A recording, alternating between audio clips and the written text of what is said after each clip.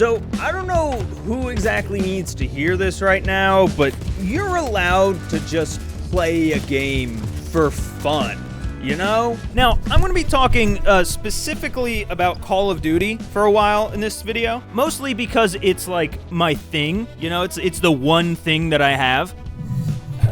But really, it could be applied to a lot of different aspects in life. At least anything that has this like constant min-max subculture about it. Things like watching YouTube videos at 2x speed. We're spending 20 minutes micromanaging how to save 3 cents on your McDonald's mobile order app. Or, I don't know, fucking speed knitting. I can't think of a third one. And I also want to warn you that this video is going to sound preachy. And that's because it kind of is. But also, I'm preaching more to myself, I think, than anything else. Like, this video is meant to be rolled out on an old VHS cart and force-fed to me Clockwork Orange style. Next time that someone catches me grinding out my launcher camos on Stakeout while my eyes are glued to my double XP token countdown, just hoping to God that I get the next one in so I get an extra 1.5 inches toward Prestige 4. And I don't think I've done a very good job of explaining what this video actually is yet. So let me lay it out. I'm gonna go over a few common takes or mentalities that I've seen circling around the COD community these days, and talk about how, while I don't necessarily disagree with them, at least not in like the monkey part of my brain, I do think that they are all, at least in part, responsible for sucking the joy out of video games. So, you know, here we go, man. Roll the tape. Okay, so the first opinion that I wanna kind of go over here is the whole double XP token debacle that just happened this past week. So if you don't fully know what happened, this is kind of the spark notes to it. In the past few years, every time that you would earn a double XP token, because Warzone kind of connected that whole ecosystem, those tokens would carry forward from game to game. And it resulted in just a massive amount of tokens that a lot of people stockpiled, including myself. I have hundreds of hours of double XP banked for regular XP, because up until this point, there was no prestige system. There was no reason for me to ever spend them. In fact, I ran the numbers. This is how much double XP I have in BO6 using, you know, everything that's been carried forward. It's enough to get me through the entire prestige system, and that's absurd. And Treyarch probably, understandably, didn't want the entire thing running at 2x pace if you happen to play the previous 4 CODs and had, again, hundreds of hours banked. And this was a decision that, while I saw a little bit of pushback on when they announced it, for the most part, I think most people got it. You know, they understood. But then fast forward to the Warzone integration with Season 1, and they accidentally made all of those tokens available again in BO6 multiplayer. Before, like, not even 24 hours later, removing them and claiming in a patch note that it was accidentally added. And boy, let me tell you, I have never seen the Call of Duty community just flip-flop on a dime. They went from praising Treyarch as the second coming to the Antichrist in a matter of like 13 hours. And because of that pushback, they put out a tweet saying, hey, JK, we're actually gonna put them back in once we fix a UI bug or something like that. And then at the time of recording this, they have finally just re-added them into the game fully, and everybody's happy again. They're hoorah and all over the place. And now, this is where I'm a hypocrite. I am running through the prestiges right now. I'm leveling up my guns, same as everyone else, currently on the PU LMG. And boy, let me tell ya, it is pretty underwhelming. And so you better believe I am popping these tokens every chance that I get. But I think thinking like altruistically, if that's the proper term here, thinking of it from like a bird's eye view, from an objective standpoint, it is bad that the entire progression system that they have deliberately set up a certain way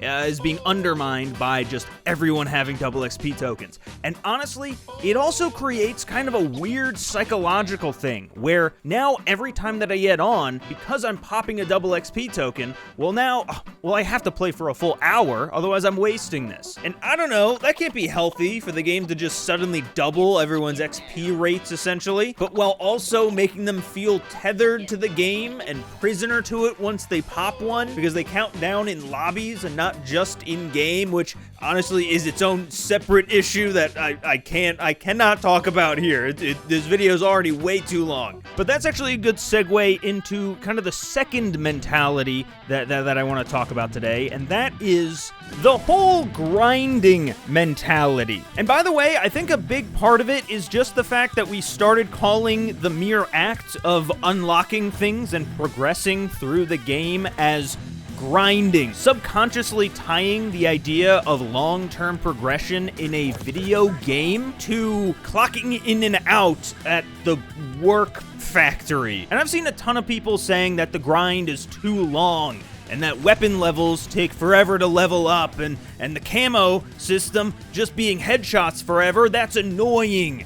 But like, is it though? Like, these grinds are meant to be long-term. Like, the camo mastery grind is supposed to be completed throughout the various seasons of this game. That's the entire appeal of a live service game. You buy it at the beginning of the year, and you're playing it the entire time. That's how you get your money's worth. And I don't know, like, it kind of irks me when I see streamers and other creators complain about stuff like this, because a lot of them are incentivized to get through the grind as quickly as possible, to make content, to stream with this weapon, to create the new meta layout, whatever. And so for them, it is a literal grind. They are clocking in and out every day. And so yeah, for them, having to grind for 2.5 weeks to get a cool camo for thumbnails is a lot, but you don't have to do that. And now yes, there are absolutely some instances where the grind TM can be a little bit too much for casual players. For instance, I think the augment system over in Zombies takes a little bit too long to unlock what are core pieces of the game. But prestiges and mastery camos are specifically endgame content, meaning that they're meant to be added bonuses for those going above and beyond to master the weapons and game. Like, it's right there in the name. Mastery. I went ahead and logged all of my camo progress onto this one of 800 Excel sheets I've found that helps you keep track of it all. By the way, don't know why this isn't in game like it has been for the last 2 years, but whatever. And I'm sitting here at around 22% or so, a little bit under. Let's go ahead and just round that down because I don't actually know how like the math works on this, because challenges get harder as they go. We'll just call that 20%. I'm 1/5 of the way there.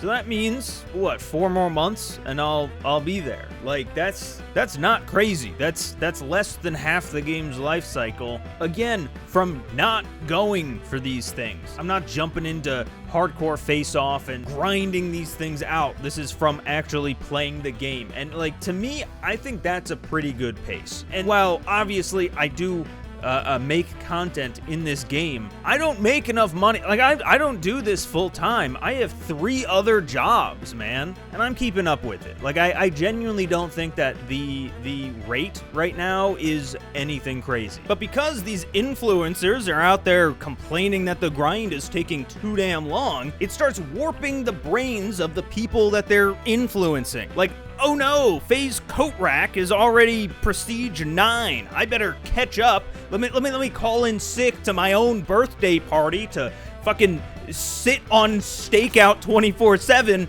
with a fucking baseball bat and just start swinging wildly. This is fun. I'm having a good time. Video games are cool. And you know what? That's actually a decent enough segue into the final part of this video, and that is Stakeout 24/7. And honestly, there's a lot that I can say about how the map flows like really, really badly, but at the same time, I don't think anyone loading up a 24/7 playlist like this cares about flow. They just want to get the most kills in the least amount of time. But I get burnt out so quickly playing just one map over and over like this. Like, map variety is what keeps things fresh. A lot of people have complained about the maps in this game, and I made a whole video talking about how a lot of them are, I think, pretty good. Genuinely, they just are a little bit different. And I think that that is a great thing for the health of this game. The fact that the same game can play differently on Vault versus Vorkuta versus Scud or Nuketown is great. It means that not every single match is going to play the exact same. A complaint, by the way, that everyone has against SBMM. They complain that they don't like that every single match plays the same, but yet here they are loading up fucking Stakeout and Face Off, where every single match literally plays the same. It looks the same. It's all the same. And this kind of extends to the whole meta weapon thing too. Like, if you find that you're not enjoying this game, or you feel like, you know, things just aren't clicking for you, I beg of you, try some new weapons. Try some new play styles, maybe some new game modes even. I recently have been playing a ton of Ransack with the PU LMG, like I mentioned before. And while yes, I am specifically aiming for the head more often than not to get through that gun's camo challenges, I'm also genuinely having fun using and learning this new weapon that isn't that great, and getting excited every time that I get a new level. Not because, oh, it's another number that's going up, but because, oh, now I'm getting a new attachment that I can put on this thing and maybe actually make it pretty dang good. I'm gonna say something else that I think is pretty controversial. Kill Order should be in Mosh Pit playlists. For those who aren't paying attention, Kill Order is a brand new mode, and on launch and in the beta, that was in Mosh Pit playlists. But so many people pushed back on it that they went and removed it now from those Mosh Pit playlists. And instead, all we are left with is TDM, Kill Confirmed, Domination, and Hardpoint. And the youngest of these 4 modes is 12 years old. More than half the franchise, we have had these 4 exact game modes as the main course to this meal. And it feels like every time that they try something new, the community just kind of rejects it because it's not the same fucking thing over and over and over again. And it just gets frustrating, man. Because then those same people will say that they're burnt out on the series when, like, yeah, no shit. Maybe the reason that we're all getting so burnt out and tired of this old fucking formula is because so much of the community is playing nothing but these tiny maps, using the same meta guns, and playing the same unchanged game modes since I was in middle school. And while I'm not saying that, you know, like, if you don't like a game mode, you don't like a game mode, right? Like you can't fight that. But I don't know, just give stuff a chance sometimes, man, because it's starting to get old. I really, really like Black Ops 6. I think it is a top 10, maybe a top 5 Call of Duty game. Definitely the best of the last 5 years, but I'm slowly starting to see the edges fray. I'm starting to see the Call of Duty community that has driven the franchise to the point that it was at for the last 5 years slowly start to creep back in, and so I wanted to make this video to, I don't know, shine a light on it. Anyway, that's where I'll end today's video. Thank you so much for watching. If you enjoyed, leave a like, subscribe, all that stuff. If you want to watch more, you can click these videos right here, and I don't know. I'll see you in the next one.